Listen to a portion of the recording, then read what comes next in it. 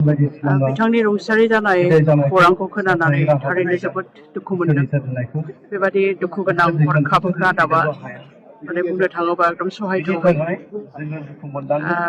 बिथांनि रुंसारि जानाया जोंनि बर' हारिनि थाखाय मोनसे जोबोद गिदिर खहा। बर' थुनलाइ, बर' राव बा बर' माहारियारि जिउ बेफोरनि गोबां खामानि बिथाङा मावलांदोंमोन आरो मावबावगौमोन।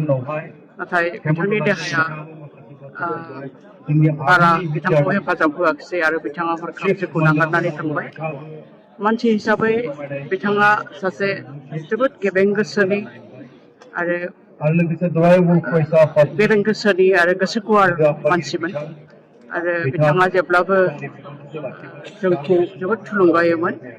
बर' आइजो लिरगिरि गौथुमखौ बिथाङा लिंहरब्लानो फैयोमोन। दाखालिबो 24 जानुवारि खालि साहित्य एकाडेमिनि इस्टार्न रिजनेल वुमेन राइटार्स मिटआव बिथाङा जोंनि गेजेराव दङमोन क'क्राझाराव आरो बिथाङा जोंखौ जोंनि बर' आइजो लिरगिरिफोरखौ गोबां थुलुंगा होदोंमोन आरो जेब्लाबो बिथाङा जोंखौ थुलुंगा होबाय थायो आरो बिथांनि बे बुंनाय बाथ्राफोरखौ जों जेब्लाबो गोसोआव लागोन।